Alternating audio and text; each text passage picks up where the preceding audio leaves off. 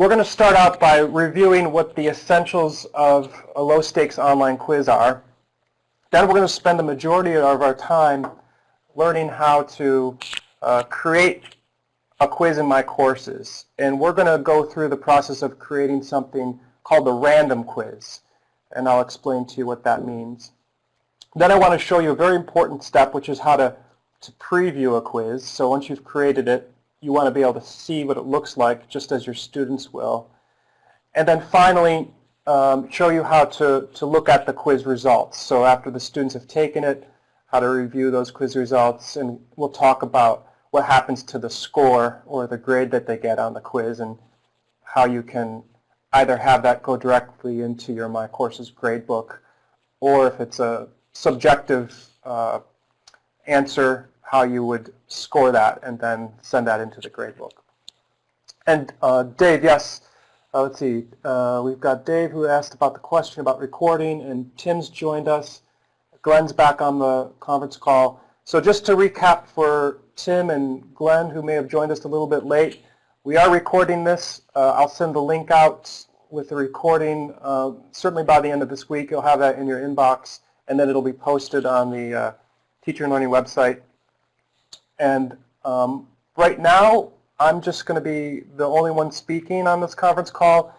Later, as we get towards the bonus section of this conference, where you have an opportunity to share your course shell, I might give you microphone controls at that point so we can have a multiple person conversation. But for now, if you have any questions, Glenn or Tim or anyone else, please go ahead and just type them in the chat area and ring the doorbell. That doorbell is really important because when I start sharing my screen with you, when I bring up my courses and sharing that with you, I lose sight of the chat area while I'm sharing my desktop. And the only way for me to know if you have a question is if you ring that doorbell, and that will alert me to toggle back and check the chat area for your questions. So feel free to do that at any time if we're going too fast or you have a question about something that we covered and need clarity. So let's start off and take a look at these briefly, these essentials of low-stakes online quizzes. As you all probably know, and it seems like some of you, or at least half of you, have been using quizzes in your existing courses. These are intended to encourage students to do the reading, practice the skills that they've learned either from the lecture or the readings, prepare for discussions in class, and also prepare them for some of the higher stakes exams down the road. And how you formulate these low stakes quizzes is you generally want to make sure they're around 10% or less of the final grade. And you want to assume that when the students are taking these online that they will be using an open book or open internet. They'll have access to lots of external resources. And just know that when you're creating these, and that's why they're low stakes. Consider giving them a lot of time, and I'll talk about that when we set up the quiz.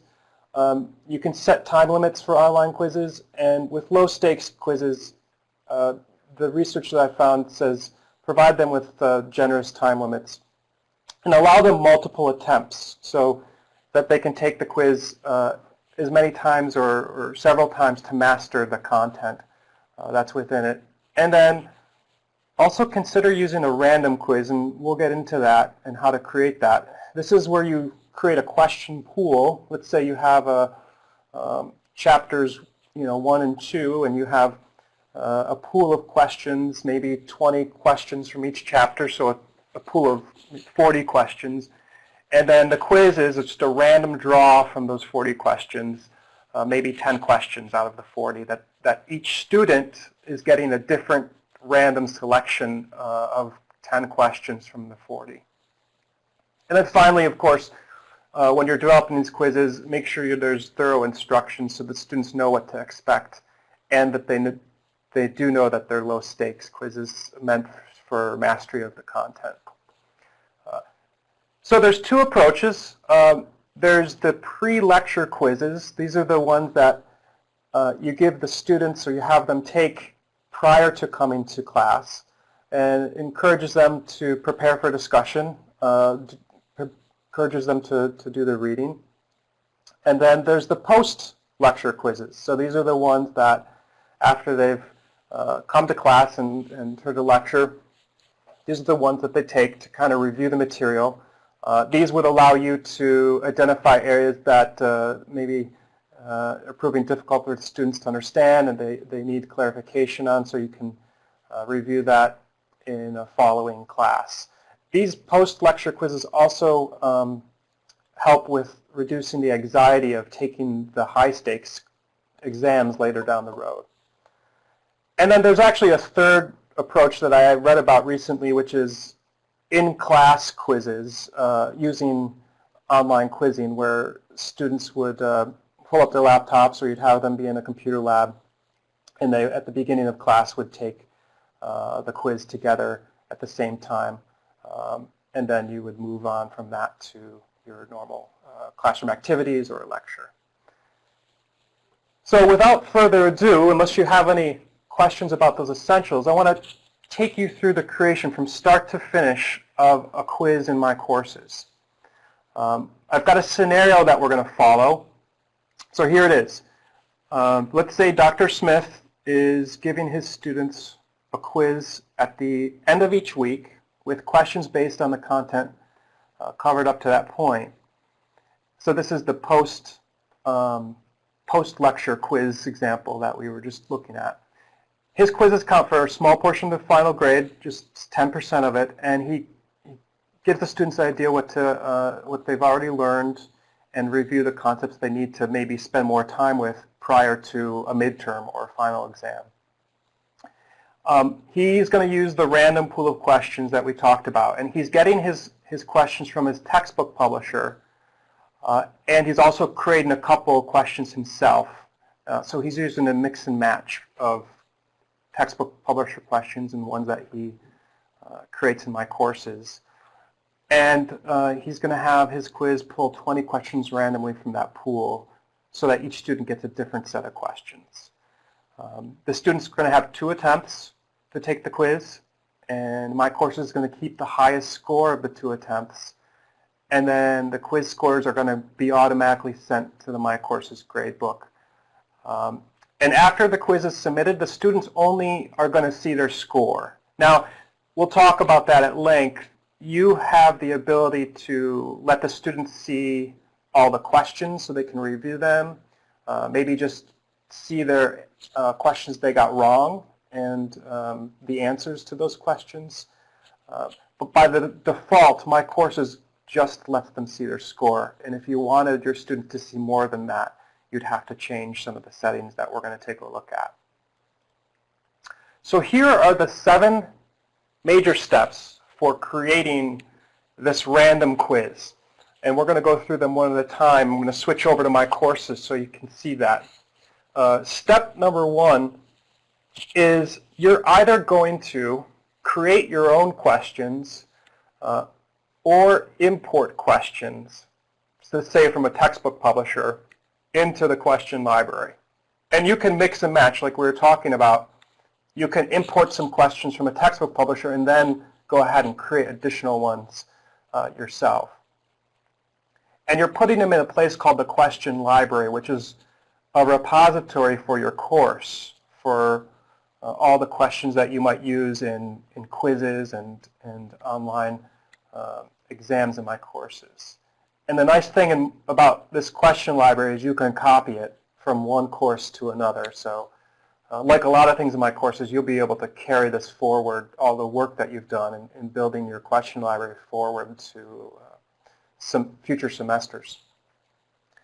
The second step is we're going to create the new quiz and something called a random section within that quiz. So that random section is what's going to dictate, which questions to pull from our library and how many. Thirdly, we're going to bring in those questions into that random section. So that's the import questions into the random section. And that's basically a click of a button that says bring in 40 questions from Chapter 2 into my random section.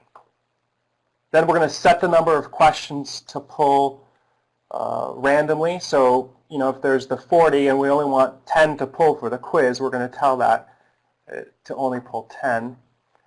5 is we're going to configure the quiz, and this is a big one. You know, we're going to put in place all of the various detailed settings for the quiz. That includes the start date and the end date, the number of attempts the students get to take on the quiz, whether or not the quiz is going to send its grade to the grade book in my courses. And then the submission view is something that allows the students to see more than just the score. So if, like we were talking about earlier, if we wanted to have them see the questions for review, we would change the submission view. 6 is we're going to preview that quiz, and then 7, we'll grade it if we need to. So if my courses isn't going to automatically grade it, maybe you use some long answer and short answer questions that you need to look at, and then I'll show you how to grade those. But if that's not needed, my courses automatically grades it if it's true, false, and multiple choice, for example. So here we go. This is where I'm going to lose sight of the chat window. So please, like I mentioned earlier, ring that bell to let me know if you have a question. I'm going to now go ahead and switch over to sharing my desktop with you so that you can see my courses, and we'll go through each one of those steps. And let's go ahead and share my screen. You should now see in a moment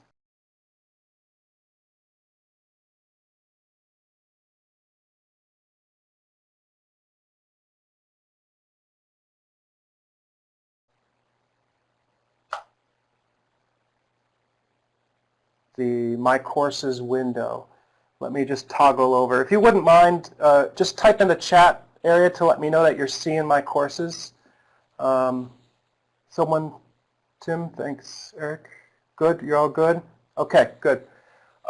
If you want it to be large and take up your entire screen, you'll see a button, I think it's in the upper right corner of the share window, and it says full screen, and you should be able to toggle so that it takes up your full screen so that you can see things a little bit clearer than they are now.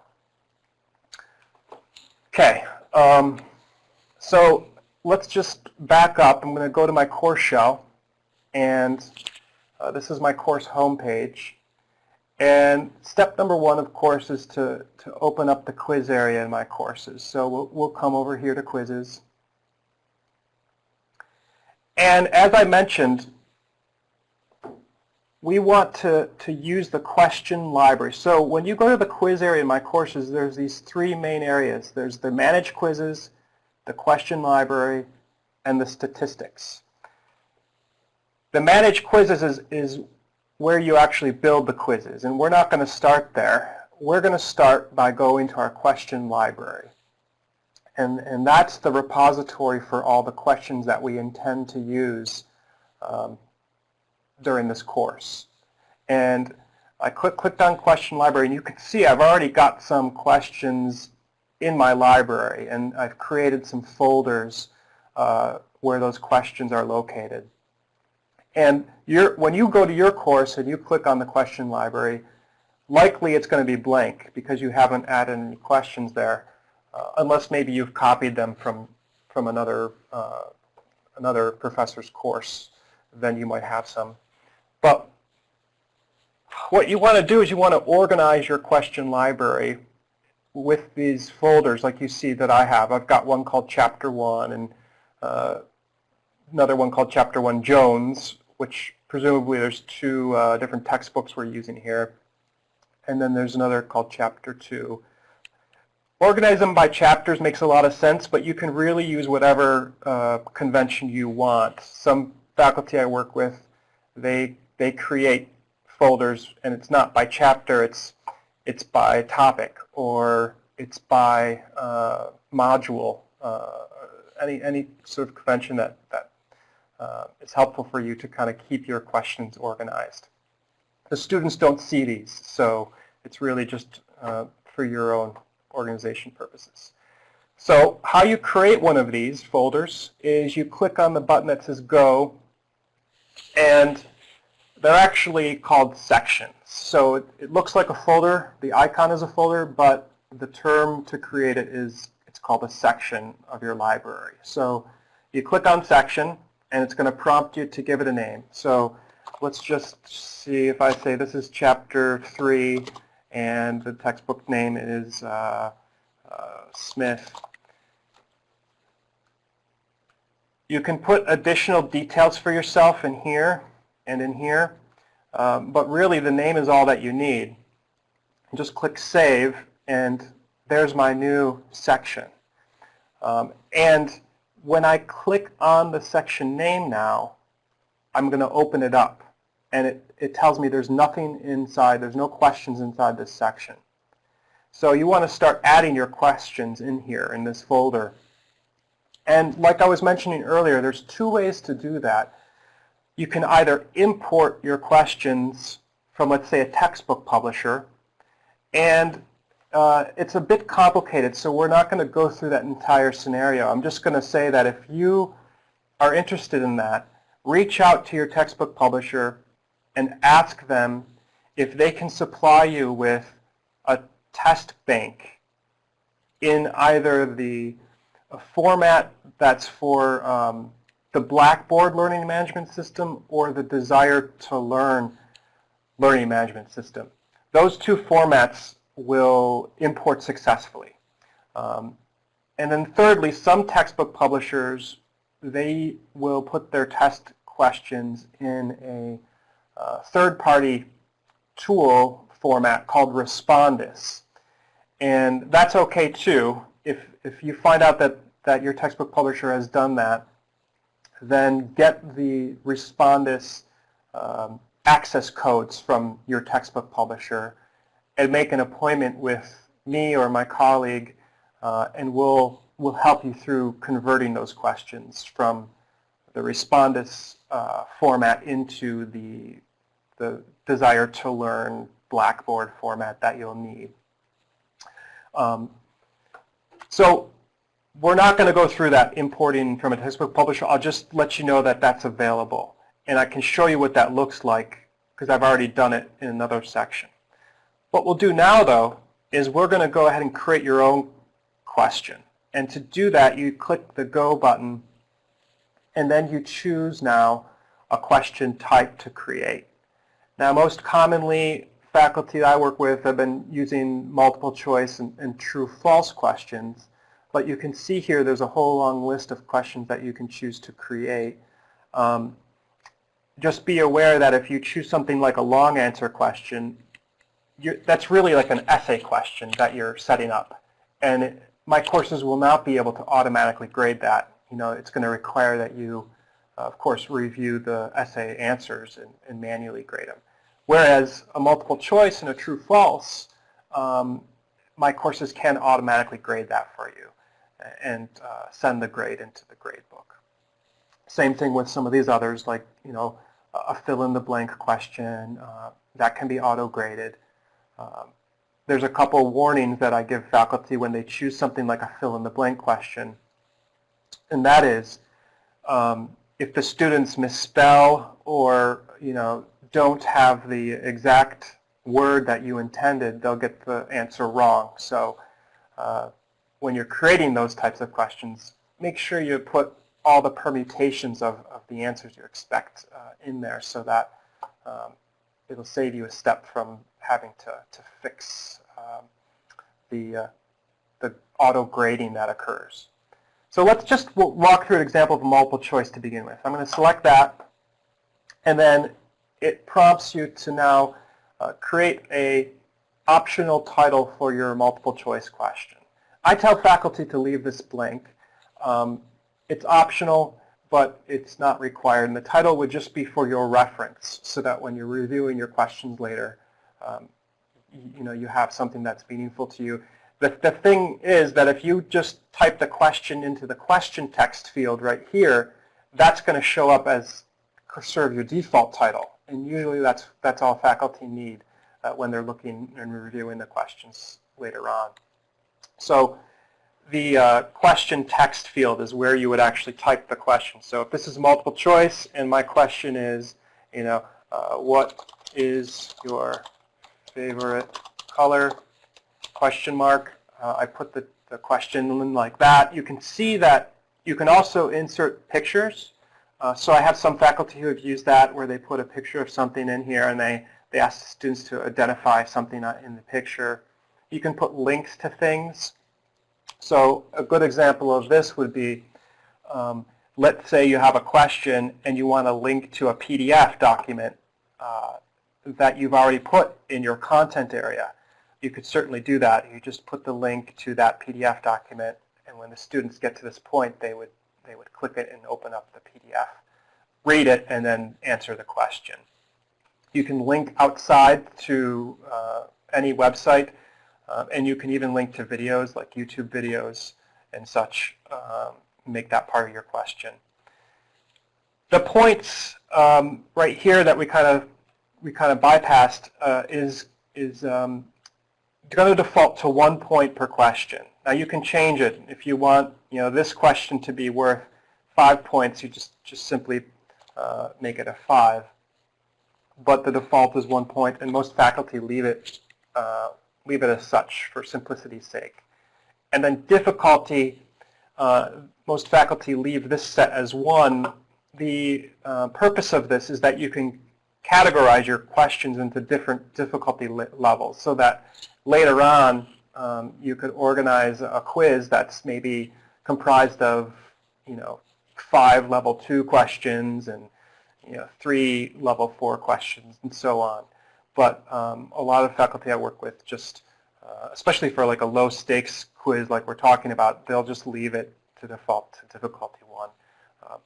And of course you can make changes to any of these settings in your question later on if you need to. So we're going to move down the page. We're going to skip inserting an image and a description for the question because those are optional and generally not used. Now we're moving on in this section here where it says options and everything below. We're talking about the answers to this multiple choice question.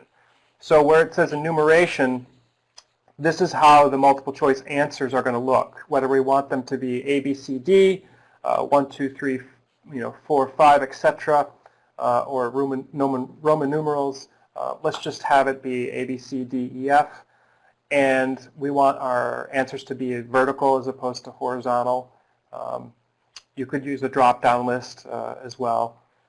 And then randomizing the options is always a good thing when you're building a multiple choice. That means that student A will have a different sort of answers than student B, so that by chance if they're sitting next to each other when they're taking this, and by chance if they get the same question, then at least the answers won't be in the same order. And this box that's labeled value is where you start putting in the answers to this multiple choice question. So, the question was, what's your favorite color? One of the answers is going to be blue, and as I move my way down the page, the second answer will be green, and then the third answer will be orange, and then the fourth will be yellow, etc., etc., etc.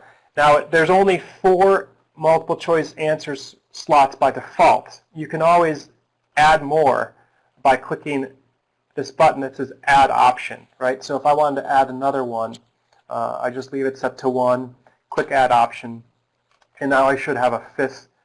When it refreshes, I should have a 5th choice down below here. So purple, I guess, would be my 5th choice. And what we'll do next is we're going to identify which is the correct answer on this multiple choice question. So if I want to identify that green is the correct answer, everyone must love green as their favorite color, or else you don't get that point, then I put in this field in the center, I put in 100%. And what you're saying is that this answer, green, is 100% of the weight for the question. The reason why they have it from 0 to 100% is that there are scenarios where you might want to give, half a credit for answering blue and half a credit for answering green, so that I'd make this 50 and 50, so that they would get half a point for choosing that and a half point for choosing this. But most often, you just put 100% to identify the correct choice. And to the right of that, there's another open field, and this is intended for feedback. And what that means is that after the students complete their quiz, they've answered all the questions on the quiz, you can display feedback for them so that they would see text comments that you put in this field based on how they answered. So, if the feedback was turned on for this quiz, and you put in the text here, "Great job," when they review their feedback for the quiz, they would see this text based on the fact that they've answered this question correctly. That's often not used, but it's the possibility is there if you wanted to attempt to use that. And then finally, there's a trash can on the far right-hand side that lets you delete answer choice. If you wanted to remove orange from this, you just click the trash can. It deletes that entire row from the multiple choice answers. And then there's, at the very bottom, there's the ability to add question hints. So if you wanted to, you could put in a question hint for the students. And the way that works is that they have a little button that says View Hint if they needed to a little extra help in figuring out the answer, and they would see the text that you put in there. Again, that's not used that often. And then same thing with the question feedback. So this is the overall feedback. So at the end of the quiz, if you have feedback turned on, they would see this overall feedback for the question, not just for the specific answer that they selected, but for the entire question. So we're going to now go ahead and click Save on this question that we created. The other choices here are Save and Copy and Save and New. So if you were building, let's say, 10 questions right now, you would probably just click Save and New and continue and create another question. You can also preview how your question looks at this point by clicking Preview, and it'll show you exactly how that question will look to the students. So what's your favorite color? A, B, C, D, E, and then it shows you the correct answer, the one that you denoted as 100% with the little blue arrow there, and then any feedback that you had put in for that. So that's the preview. Since we're not going to create any more, I'm just going to go ahead and click Save and Close at the bottom of this, or I should just say Save. And when you do that, it takes you back to your question library, to that folder called Chapter 3 Smith that I created, and it shows you the question that's within that. What's your favorite color? And it tells you it's a multiple choice question worth 1 point, set at that difficulty level 1. And if I wanted to make a change to this question at this point, you always click on the black arrow to the right of the question, and it gives you that pencil mark edit icon, so you can go back in and make changes to the question if you need to. So the final thing is that you click Done Editing Questions right here, and it closes that folder. It actually takes you out of the question library and puts you back into the quizzes area, Manage Quizzes section, so that it's assuming that you're done editing all your questions in your question library and you're now ready to create a quiz and put those questions into the quiz. So don't get confused when you click Done Editing Questions, suddenly you're out of the question library. It just puts you into the default area called Manage Quizzes, where you can start building your quiz. I'm going to go back to the question library one more time, though, before we do that. So I'm clicking back on question library. I just want to show you one more quick example of adding a question. So again, I've created my section called Chapter 3 Smith. I'm going to go ahead and open that up, right? And there's that question I just created. I'm going to go ahead now and create another question in this section. And I'm going to do a true-false just so you can see what that looks like. And again, I'm not going to put a title in here. It's going to be worth 1 point. Was there a full moon last night? And then down below, the difference now is that I still have the ability to do enumeration. So I can, for true false, I can still do A and B. Vertical. And value for the true is going to be 100%. And value for the false is going to be 0. So to get the point, they're going to have to answer true for this. And then I go ahead and click Save. And now you can see there's 2 questions in my section called Chapter 3 Smith. One's a multiple choice and one's a true-false. You can delete a question from here. So if you wanted to delete this, you just check the box and click the trash can delete, and it would delete that from your section. You could reorder, so if you want them to be in a different sequence than they are now, you click the order and it allows you to move the second question above the first question. And then we don't use the publish feature, so I'm not going to get into that. Let's go ahead and click Done Editing Questions. Again, when I did that, it took me back to the Manage Quizzes. And now we're going to go through the steps of creating a quiz. So we've got our questions built in the library, and now we're going to create the actual quiz. I'm going to click New Quiz, and it's going to ask for a name for the quiz. So let's call this, Quiz Chapter 3. This is what the students will see. So, when you're naming your quizzes, make sure they're clear for the students. It's going to next ask you for a category. This is only helpful when you have a lot of quizzes. So, if you had, let's say, 20, 30 quizzes in your course, you could organize them in categories so that it's clear for the students that, quizzes 1 through 5 are on a specific topic. And, you create a category with that topic name and assign that to the quiz. It's not needed, so we're just going to leave this no category. Then this is really important. Where it says quiz questions, this quiz is empty. This is how you're going to bring those questions we just created into the quiz. So you're going to click on this button that says Add Edit Questions, and it's going to open up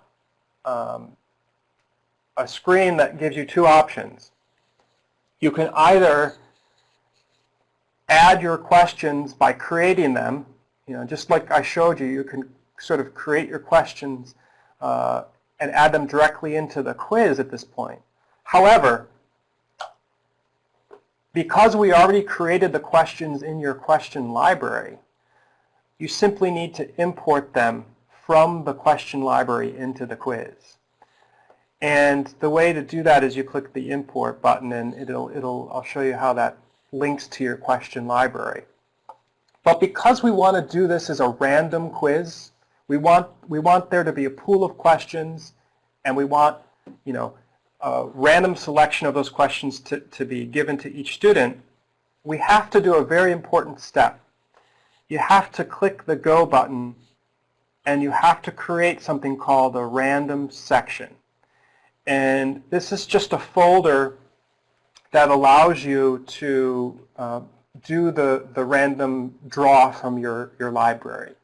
So you can give it a name, and this is just for your own purposes of remembering what's going to be inside of this random section. So I'm just going to name this Chapter 1 through 3 Random, just so I'll know later on, what's inside of this random section. You don't need to fill anything else. You just click Save, and it's gonna show you your random section as a purple folder. So it's different from the regular sections, which are yellow or manila folders. The random section is always a purple folder icon. So what you'll do is you'll click on that random section and open it up. So you click right on the name and open it up. And now you only have one choice: to import your questions from the question library. Because, with random sections, it needs them to be inside the library to do it properly. So you click Import, and it's going to walk you through the steps of bringing in the questions you want from your library. So where it says Source Section, you just hit the drop down. You'll see all of those different sections you created in your library. These are the various sections I already created. This is the one that you saw me create, Chapter 3, Smith. And the way to get those questions is to just click on that. Give it a second to refresh, and you'll see those two questions appear here. So if I wanted both of these questions, I just check the box to select them both at the same time. If I only wanted one of these questions to be part of my random pool, then I would just select that one question and click Save. I'm going to bring both of these in and click Save. Okay?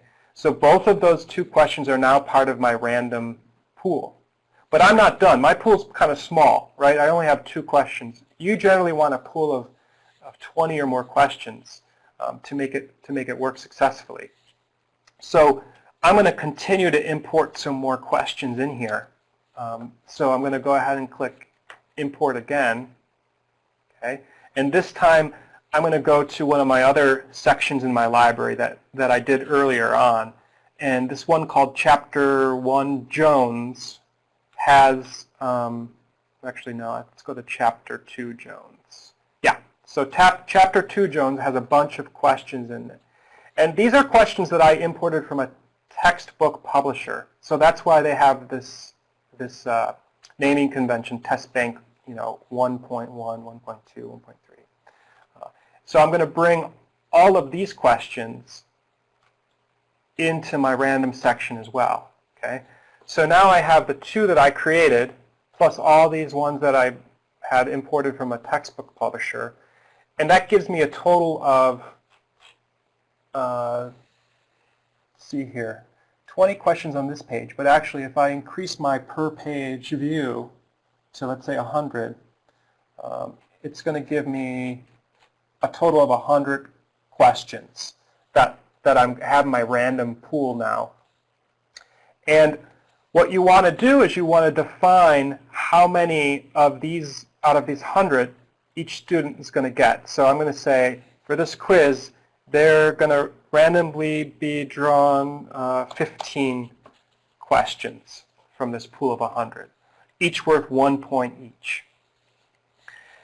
You have to click the Save button. When you adjust this setting, questions per attempt, you have to click the Save button to lock it in. I wish it was a bright color, but it's not. And many, many times I work with faculty and they've forgotten to hit Save and wondered what went wrong. So just jot yourself a note. Click the Save button to lock these changes in, and then click Done Editing Questions.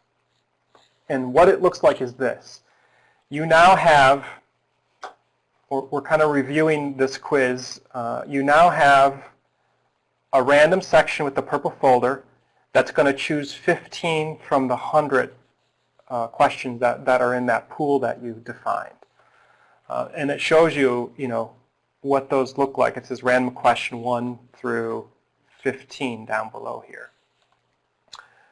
And you can always go back and make changes at this point and increase the number if you wanted to. What I recommend is that you put a setting here where it says place, apply, this setting right here, it's a blank field. I recommend that you limit the number of questions the students see per page by putting either a 1 or 2 or 3. and clicking apply. What this does is, you can kind of see maybe, there's a blue line that is indicating that each question now is going to be on its own page. And this forces the students to save along the way, so that when they finish question 1, in order to proceed to question 2, they actually have to save their answer that they selected for question 1. If you leave this be 0, then they'll get the 15 questions all on one page, and there's a chance that they might not save their work along the way, and if something happens to their internet, then they'll let you know, because they'll be upset that they weren't able to save everything. So best practice is to make sure there's either maybe 1 or 2 questions per page by adding a number here and clicking apply. You can prevent the students from moving backwards through the pages by checking this box, but with a low-stakes quiz like this, it's probably not needed. That's more for high-stakes situations. I'm just going to toggle over to the chat area to make sure I'm not missing anything. Okay, good. And make sure the doorbell's not working or working properly and everything. Any questions? If you have a question, feel free to type it in. Dave's got one.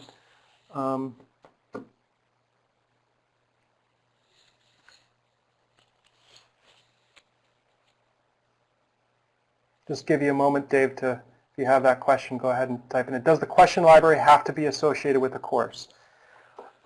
Yes. However, like I was mentioning, you can copy that question library from course to course. You can also do something called save your question library to the LOR, or the Learning Object Repository. And basically what you'd be doing is you'd be taking your question library and posting it for all of the faculty at RIT to access in the Learning Object Repository. It's just a share space within my courses. Most often, though, copying from one course to another is what's done. That's the common convention, is you just copy the question library. Okay, we're going to move forward. Again, ring the bell if you have any questions. Let me toggle back to my view of the. Okay, so we've created our random section. We've defined how many questions are in it. We've said 1 per page for the students. Before we save this quiz, we're going to go and take a look at these other tabs that are at the top. So we've just been working in the Properties tab, which is the first tab of your quiz. Now we're going to work our way from left to right on these other tabs. And these are where those configuration settings that I mentioned early on are. So restrictions, that shows you the date and status settings for your quiz. By default, your quizzes, when you create them, are going to be inactive. So students will not be able to see them or access them. If you want your students to access the quiz, make them active. And then if you want them to have date restrictions, so if you want them, let's say, not to be able to start the quiz until the 20th at 12 p.m., then you set the start date. And it's active, but actually the students won't be able to open it up until this date and time. If you want the quiz to close, meaning you want it to remove itself from my courses and so that they don't have access to it after a certain point, then put an end date.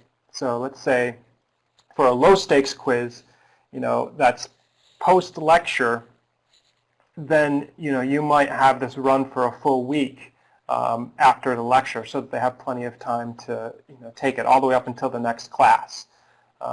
So you might leave it go for 5 days and then have it also close at a consistent time, 12 p.m. Have it display in the calendar of my courses so they can see it.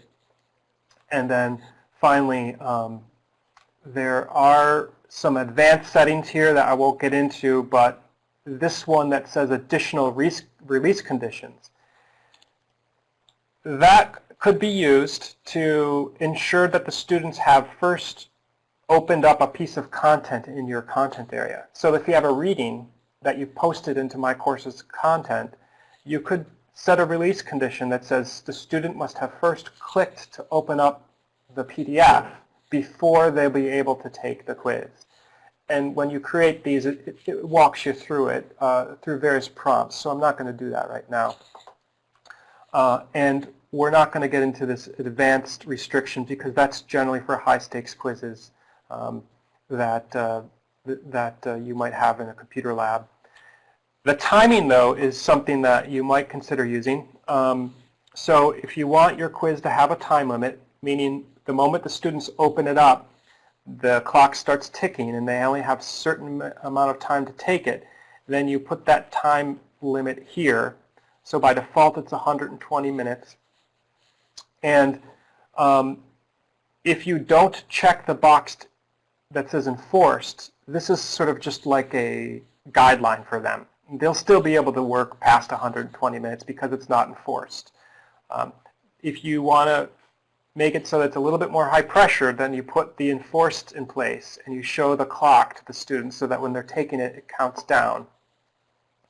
And then with a low stakes quiz, you probably wouldn't do that, but just so you're aware of these settings, the students can still turn in their quiz beyond this 120 minutes if you have it be set to allow normal submissions.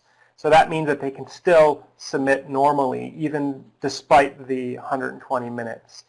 If you click the enforce submission notification, that does enforce the 120 minutes. And when the students get to that point, they will not be able to continue. It'll keep prompting them to save what they've done so far and throwing various pop-ups to alert them that they must save, they must save, they must submit. And then they'll submit. If they submit, late, let's say beyond 120 minutes, it'll mark it as 0, and you'd have to go back and correct the. If you didn't want them to get a 0, you'd have to go and correct the score. With a low-stakes quiz, again, probably not something you want to put in place because the point is that they're using these as practice and mastery quizzes rather than for true assessment. So we'll leave these unchecked and we'll move forward to the very last thing you see on this page, which is advanced availability. This allows you to make the quiz available to students with maybe special access needs. Those students that need to access the quiz beyond this time or beyond these dates. You can pick a student from your class list and then say, John Doe should be able to access this quiz all the way through the end of the month. And then you give that student a different end date than the rest of the students. And that's how you accomplish that through the special access area, but I won't get into that right now. Let's move on to the next tab, the Assessments tab. This is where you link the quiz to a grade item in your gradebook. So if you have a quiz grade item in your gradebook, then you use the drop-down list and you associate this quiz with that grade item. So I actually have one called Quiz 2 in my gradebook. And I click that, and now what happens is My Courses knows that the score for this quiz should go to that grade item. And it can do that automatically for you if you check this box that says Allow Automatic Export to Grades. If you forget to check that, it won't do it automatically. You'll have to manually do it. So remember to check that box. And the other thing is that there's another checkbox a little bit lower that says Automatic Grade. Allow attempt to be set as graded immediately upon completion. You actually want to check that as well. So if your intent is that the students only have, let's say, 1 or 2 attempts at this quiz, and you want the highest score to be sent to the gradebook, then you'll check that so that the attempt can be set as graded, and that automatically will get sent to the grade, exported to the grades. Here's where you define how many attempts the students get. So it says attempts and the number of allowed. By default, it's just going to be 1. But if this is a low stakes quiz and you know, it's okay for them to take it 2 or 3 times so that they get better, and it's a random draw, so they're getting different questions each time they take it to increase their mastery, then you know, you set it as maybe they have 3 attempts. Click apply, and now the students have 3 attempts to take this. You can then say, I want the highest attempt to go to the gradebook. You can also choose the lowest attempt, the average of all attempts, the first or the last attempt. But most commonly, it's the highest attempt. This advanced attempt conditions would let you define a range that they would need to get before they can move on to a next attempt. So, you know, if you want them to at least get a 60 before they can move on again, you would put that range in here. But we'll leave it blank for now. All right. The Objectives tab we can skip because that's not used. The Submission Views tab we'll take a look at, and that's actually the last tab we're going to look at. So Submission Views, this is where you define what the students see when they've completed their quiz. So by default, the default view that they see is they just see their score that they got on the quiz. That's the only thing they see. They don't see the questions, so they won't be able to review the questions after they've taken the quiz. They don't see any statistics for the class, so they won't know what their fellow students got. But they do see their score immediately. If you would like to change this, there's 2 ways to do it. The way that I recommend doing it is to create an additional view that overrides the default. So just click on the button that says Add Additional View. Give it a name. This is, again, for your purposes, so we'll just say show questions, so we know what we're talking about here. And then down below, you'll be able to define when the students have access to this additional view. So if you want them to have access immediately, then just leave it as today's date and time. And the moment they take the quiz, they'll have access to this view. If you want to delay it, let's say you don't want them to be able to review this until the following week, then you know, you put a date out in the future. The details, and you can actually define the different, be specific for each of the attempts that they've taken on the quiz, but we'll leave it blank for now. Limit the amount of time in which the view is available after the quiz is submitted. So this is, let's say you only want it to be available for 60 minutes after they've taken the quiz. You could put that in here as a limiting factor. And then finally, this is what do the students see? Well, I want them to see the questions, and I also want them to be able to see just the questions that they answered incorrectly, so they can take a look and review those. You can see there's a lot of other choices here. You can let them see all the questions with all the answers, or just all the questions with their answers, so forth and so on. But we're just going to let them see the questions and the ones they answered correctly. We're not going to actually show the answers to those questions. They're just going to point out the ones that they got wrong. Then they can see their score, but we're not going to turn on the class average or the score distribution. You could, with a low-stakes quiz, it might be helpful to see where they are, you know, in terms of the rest of the class, so that they could evaluate themselves and the work that they have left to do. And you click Save, and now this additional view supersedes the default view. And that's all you have to do. You don't have to delete the default view. You can just leave it there.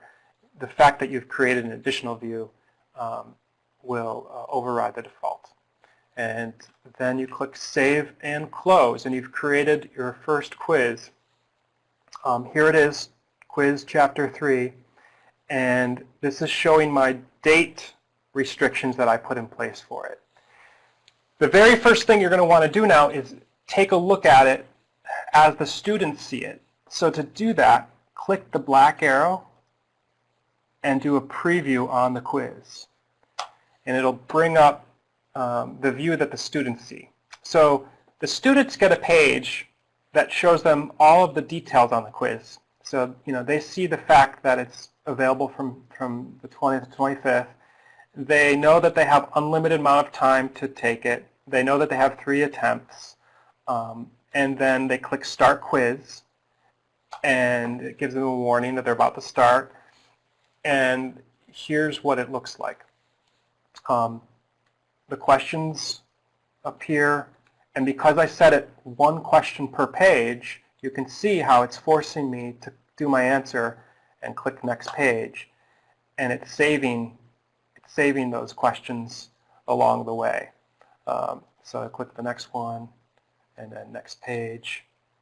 And because I told it to randomly do 15 questions, there's actually 15 pages, 1 per question. When the students are done, they click the button that says Go to Submit Quiz. So I've only submitted 2 answers. At this point, I can finish. I can say Go to Submit Quiz. It's going to warn me that I have 12 unanswered questions. And then I can go back and answer those. Or if I wanted to, as a student, I can just submit the quiz as it is. It's going to warn me again. It says you're about to submit the quiz. Are you sure you want to do this? And you click Yes and Submit. And then because I have the submission view to show me my incorrect answers, it's bringing those up for me to review. And now I'm seeing all the ones that I got incorrectly, but it's not showing me the correct answers. If this was the default view, then the student would only just see their score, which I still see down below here, 2 out of 15, 13%. And that score would automatically go into the gradebook. Now, since I'm not a real student, we wouldn't see that when I go to the gradebook, but if this was a real course, we'd go to the gradebook and we'd see that it would automatically appear in the gradebook under Quiz 2. It would populate kind of like, let's see if there's an example in here. No, there isn't. Actually, Quiz 1. It takes the percentage that the student got on the quiz and converts that to a percentage here. So if you, in your grade book you had set up Quiz 1 to be worth 10 points, but in the quiz itself it was worth 15 points, it just takes the percentage the student got and converts it to the same percentage that they would get in this point scheme. So you don't, although it's good practice to have your points line up, what's in the grade book versus what's in the quiz, you don't necessarily have to, because it'll do the conversion for the percentage for you. All right, so one final thing. The last major step is, let's say you had a subjective quiz question, like a long answer quiz. Or let's say you wanted to just review how a specific student did on the quiz. The way to do that is, there's a couple ways, but if you go to the quizzes area and you go to your manage quizzes and you go to the quiz, you hit the black arrow. And then when you hit the black arrow to the right of the quiz, you'll see there's a couple options that we haven't looked at. There's the grade, there's the reports, and the statistics. So the statistics would actually give you exactly what it says. It's going to show you, and there's nothing here because this doesn't have any real student data, but let's take a look at this one. It's going to show you how the class did. It's going to show you a bar graph and what the class average is, etc. And you can actually drill down to specific question stats and question details through the statistics. To see how a specific student did, the black arrow and then go to the grade. And when you hit grade, you can now take a look at individual students who took the quiz. Each one of their attempts is going to be here with the score that they got. And My Courses automatically graded this, so that's why this G column has a little check mark in it. That means it's been graded and sent to the gradebook. If it didn't happen automatically, this wouldn't be checked, and it would require that you do the manual grading. And you can do that by clicking on the attempt, and then it brings up the score field here, and you can adjust the score that the student got. You can see there's an auto grade button to have My Courses do it if it needed to do it again for some reason. But more commonly, you might want to fine-tune a student's quiz and increase or decrease based on how maybe they misunderstood a question, they made a good case. You could give them an extra point this way. And down below, you can see the individual questions that the student answered and what they chose versus what the right answer was. So in this case, we see she chose the wrong answer, compiler, where the correct answer was if the arrow editor. And you can adjust the score on that should you need to as well. So then you save and close, and those scores get adjusted based on how you fix them there. And for a subjective question, if I had an essay question, then you do the same thing. You go to grade, and you look at the attempt. You'll review their text-based answer would be here. Now, I just typed in one word when I answered this question, but if there was, several paragraphs that this student answered, you'd be able to review them, give them a grade, give them text feedback in this area here for this specific essay question, and then save and close, and then that score and your text feedback could get sent to the gradebook if you had linked this quiz to a specific grade item in your gradebook. We covered a lot of ground fairly quickly. It's 1:08, and I know we're scheduled to go to 1:30. So I'm going to open it up for questions, and then secondly, I'm going to open it up for, I'm going to offer you the opportunity, if you would like, for me to remotely connect or for you to share your My Courses shell, and we can work through a specific quiz that you're building or that you want to build and get you started with the, the steps in your course and that sort of thing. It's completely optional. Of course, you can always do that via a one-on-one consultation with either myself or my colleague Jeremiah. The ways that you can get help is you can reach out directly to me. You can use the online help documentation that's built into My Courses, or you can simply call our support desk, and the students that answer the support desk phone are very versed in quizzes and can help you if you get stuck in the moment. So anybody, feel free if you would like to ask a general question, put it in the chat area. If you would like to volunteer to share your My Courses shell and work through building a quiz, I have time allocated for that right now, all the way up until 1:30, 2 o'clock. We can do that as well. Just let me know, and we'll go from there. And we can turn on microphones if we want to work through some stuff together too. Anybody have any questions? Anybody want to get started on working on their quiz?